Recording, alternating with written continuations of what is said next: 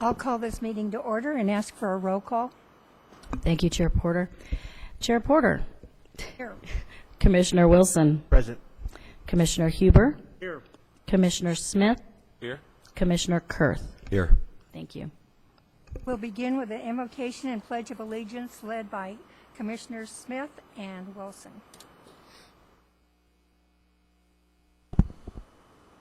Heavenly Father, we thank you for another day and for the opportunity to come together and try to make decisions that are in the best interest of our city.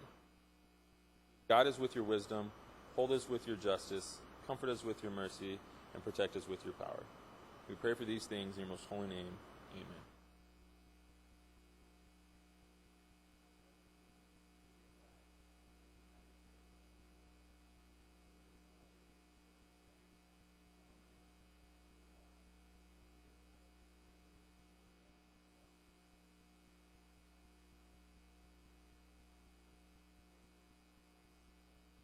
We have the approval of the minutes of March 12th, 2014. Madam Chair, I'll move for the approval of the regular meeting of March 12th as written. Second.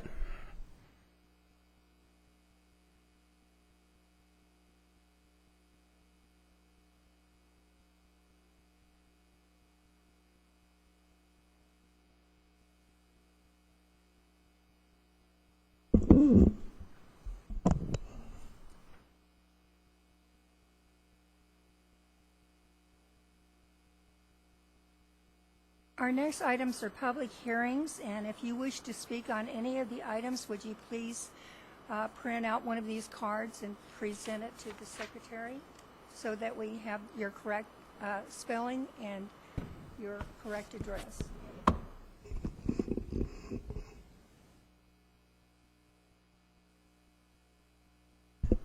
Thank you, Madam Chair. Alex Hattigi, our Associate Planner, will be presenting the staff report for item number 1. Oh, okay. I'll declare this public hearing open.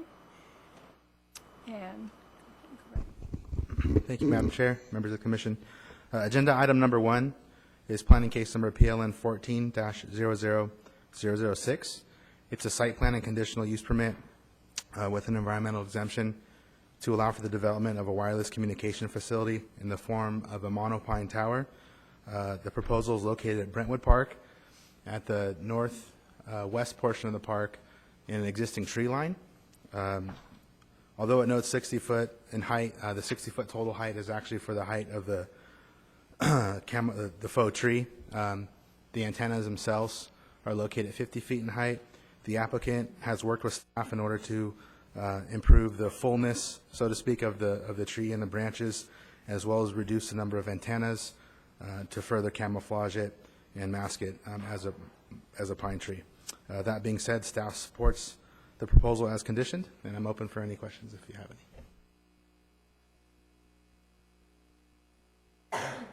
thank you very much.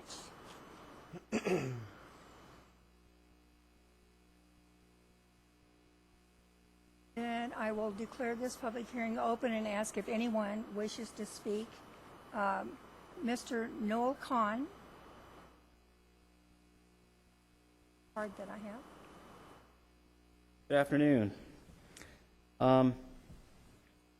Homeowners aren't benefited by having a cell phone tower put near their homes that they bought without having a cell phone tower right next to them.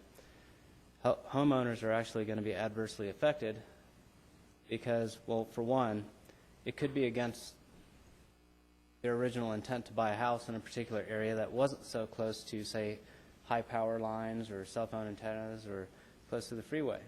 And secondly, it's going to be harder to sell a home to someone who might also be so concerned. I'm wondering why this particular site was selected when there are vacant lots to the north of Brentwood and there's vacant lots to the south of Brentwood, where it doesn't affect any homeowners. And if the site was selected in one of these vacant lots and homes were built in that area, then homeowners who are coming in to buy those homes would be buying it understanding that there's a cell phone tower right next to it. As far as moving the cell phone tower, half a mile up or half a mile south of Brentwood, it's not really going to affect the communication network much. I mean, there's cell phone service there as it is. So homeowners are not benefiting by this, and AT&T wouldn't be adversely affected if they moved the tower north or south of Brentwood. That's all. Thank you. Anyone else wish to speak to this matter? Agenda item 1?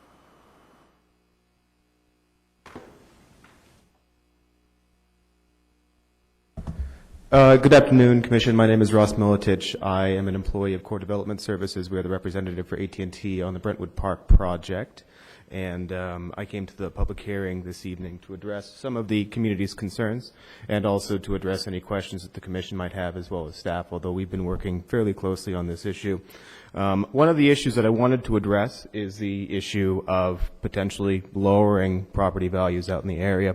The reason why we selected Brentwood Park as a specific candidate is because virtually everything else in the area, AT&T attempted to contract with the intention of building a wireless facility in the area, and we either got terms that were unacceptable from AT&T's perspective. Either the rent was too high, or they wouldn't allow us to build a facility that would meet our propagation needs, or the landlords were just simply uninterested in having wireless development in their property. In fact, within this geographic search area, Brentwood Park is the only candidate that will work as far as AT&T's propagation is concerned.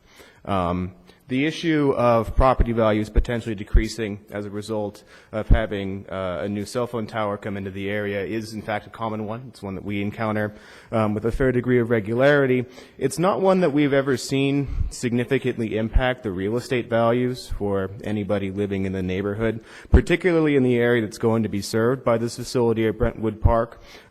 We submitted several propagation analyses of the site when it's both offline or not present, and when it will be online and present in the area, and the communications network within the vicinity is going to be significantly improved. There is in fact something of a coverage gap out in that residential neighborhood in the Brentwood specific plan area, largely because it's somewhat dense residential considering the neighborhood that it is, and more importantly, as more and more people move to smartphone technology, the demands on AT&T's data network are going to dramatically increase. So back when people were using simple Nokia handheld cell phones that didn't have a whole lot of what you could call bandwidth, our data needs were fairly well served by the infrastructure that we have. But with the advent of these and the increasing popularity of these, and the massive amount of increase in data usage that smartphones require, we're going to simply have to upgrade our infrastructure. We're going to have to upgrade our infrastructure that already exists, and we're going to have to upgrade our infrastructure by building new sites. And the propagation maps that we have produced for the city that I'm certain is available for the council and the commission as well will demonstrate that within this defined geographic area, AT&T will dramatically improve the service as a result of building the cell phone tower. And at this point, I'm open for any questions that any of the commissioners might have for me.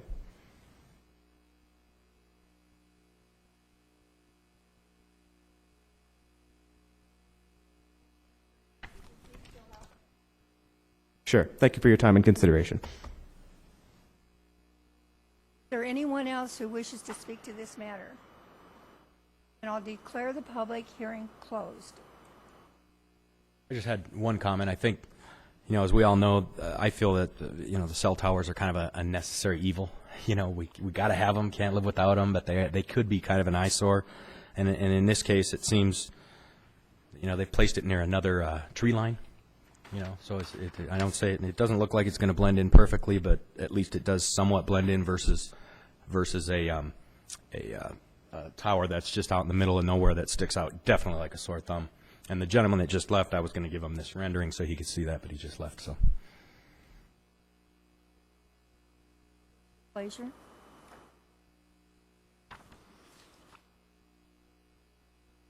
Madam Chair, I'll make a motion that we find the project exempt from CEQA under the new construction or conversion of small structures. Motion that the conditional use permit is adopted under Resolution P-14-025, along with all conditions in the report, and also make a motion to adopt the site plan resolution P-14-026 2022-026 with any conditions as outlined in the staff report. I'll second the motion.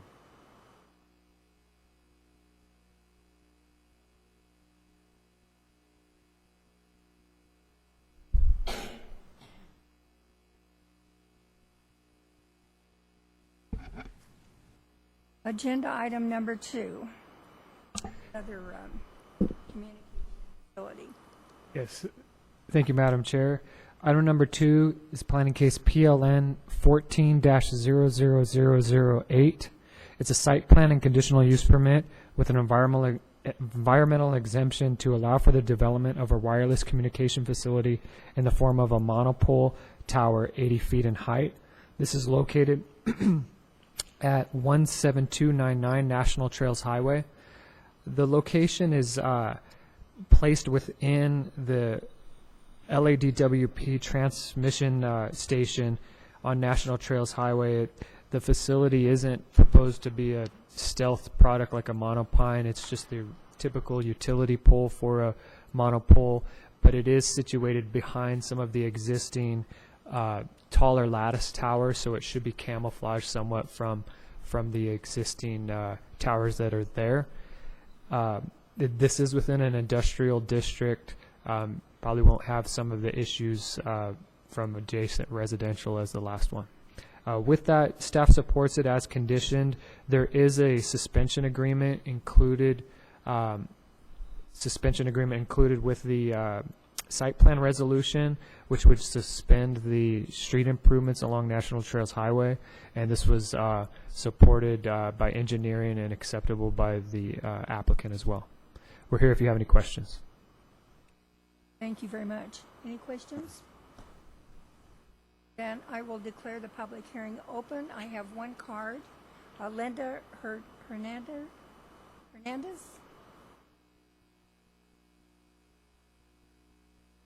Good evening. Linda Hernandez on behalf of AT&T. I work for Wireless Development Resources. I'm just here. I've been working with the city planner regarding the monopole, and then with LADWP trying to find a location for the monopole that was acceptable to them. So I'm just here to answer any questions that you might have. All right, thank you. Is there anyone else who wishes to speak at this item, agenda item number 2? Then I'll declare the public hearing closed.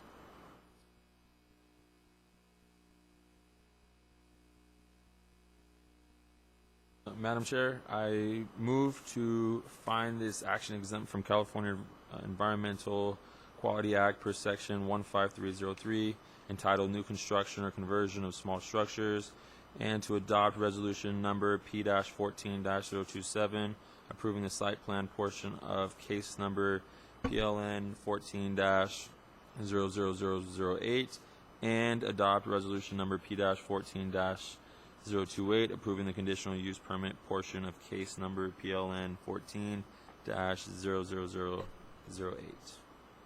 I'll go ahead and second.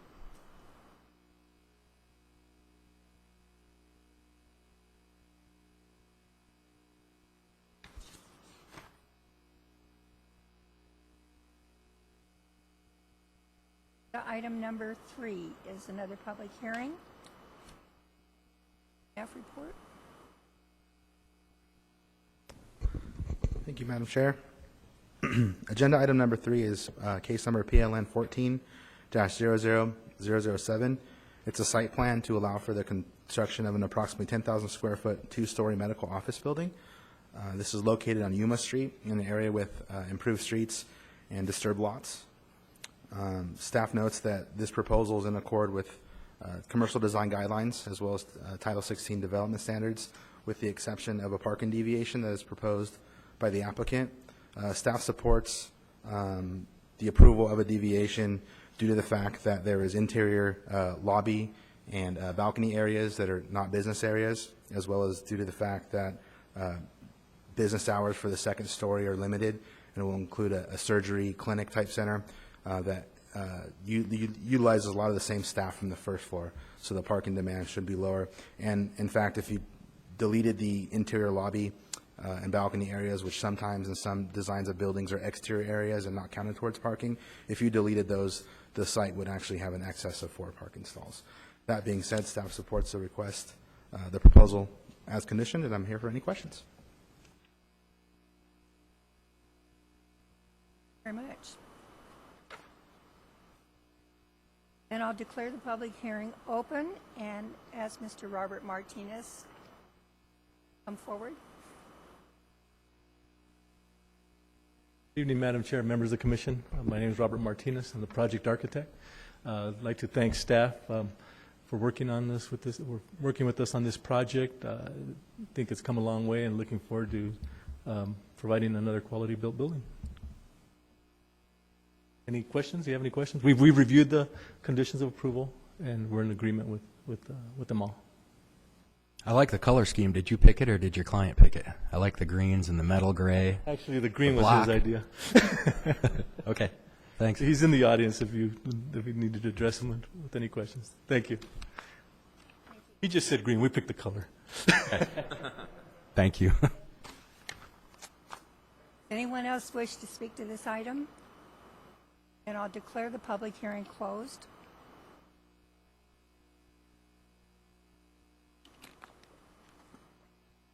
Vote. I'll go ahead and make a motion to adopt resolution P 14-029, approving case number PLN 14-00007, subject to the attached conditions of approval, and find the project categorically exempt per CEQA section 15332 infill development projects. I'll second.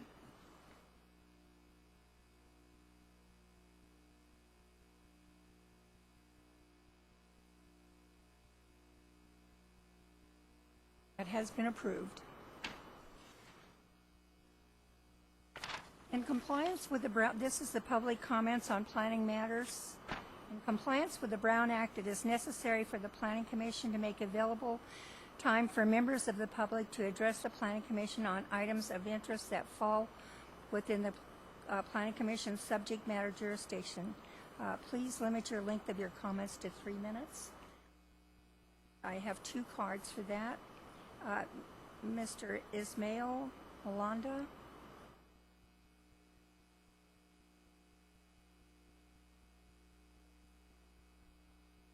Good afternoon, Madam Chairperson and the Commissioners. I'm very privileged to be here before you. My name is Ismail Miranda. I'm pastor of God's Garden Church, and one of the pastors there. We're located at 16686 Victor Street. We are applying for a conditional use permit for a property located at 14174 Green Tree Boulevard.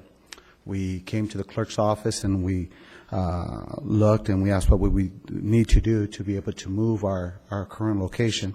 We were informed by the clerk that the property was located in what is called a CA zone, and that there would be no possible way that we could move to such a place.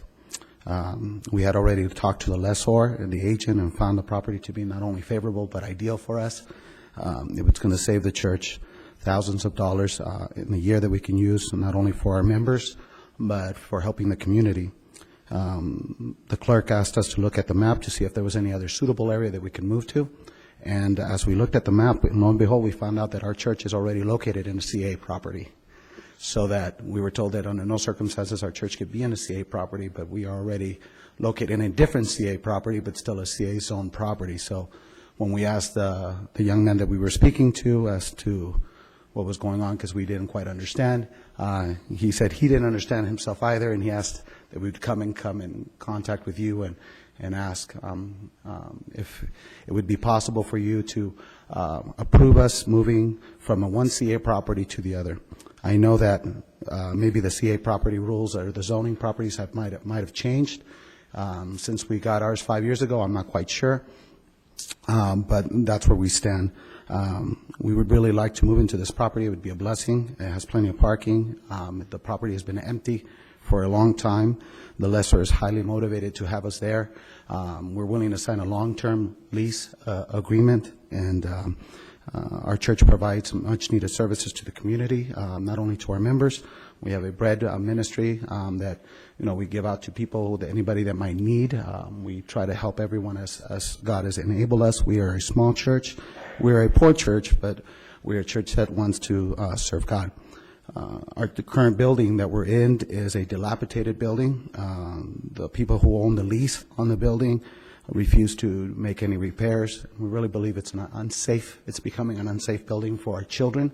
And so that's why we're looking to go somewhere else. The building that we're looking at will approximately save us, by my estimations, about $10,000 to $12,000 a year. And we're a small church, so that would be a great boon to us and a great blessing. I have an alternative plan if you do not allow us to, if you say that we can't, and we absolutely accept whatever you say. We're submitted to whatever it is that you want us to do. We would ask that you would let us meet here on Sundays, because we really like this place. No, I'm teasing. When we walked in, we said, okay, forget the other, we'll just take this place. But barring that, we just ask for we ask for favor. And if at all possible, we would really be blessed to move there. If not, then I guess we'll continue looking at our search, but it really is an ideal for us. Thank you very much. Any questions? Mr. Miranda, have you talked to the planning staff? Pastor Hector Gonzalez is the one that initially, I'm also a public school teacher at Victorville, so that during my day I can't take care of all the business of the church, so he takes care of most of that. So I don't know exactly who he spoke with. That's fine. I know that, sir, I know that there was an inquiry made, and we have his contact information, and we can look into it a little bit more and get back to him. And they'll be contacting you. You have a phone number? Okay. I thank you so much, and again, God bless you guys and the work you do. Mr. Jim Lindberg. Madam Chair and Commissioners, and thank you for this time. My topic today is the temporary sign ordinance.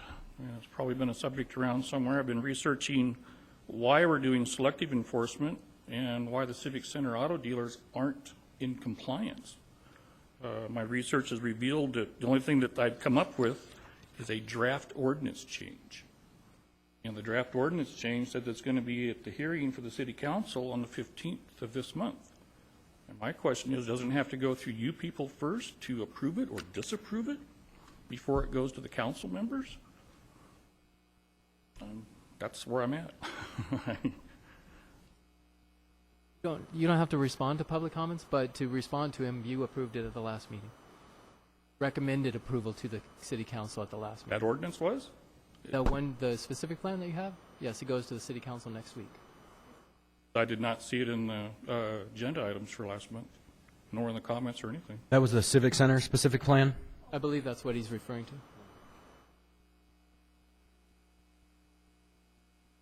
Was it February?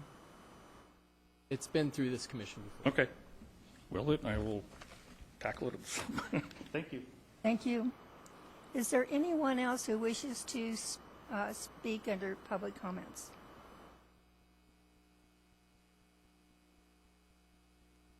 Presentation reports by commission members. I have nothing, thank you. Progress on La Mesa. Nothing for me, thank you. It's nice to see some commercial buildings being started and built. And If you don't get out that way, Highway 395 and Palmdale Road, the Walmart site is beginning to finish. Walgreens just got their C of O and should be opening shortly. And the other businesses around there are under construction and finalizing as well. Walmart's tentative. Early May, I believe.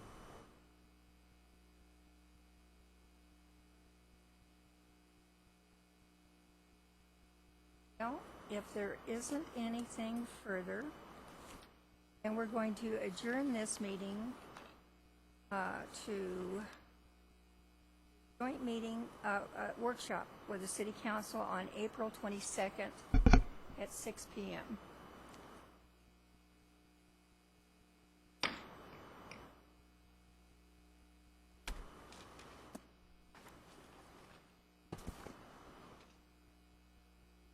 the 22nd will be with the Sheriff's Department.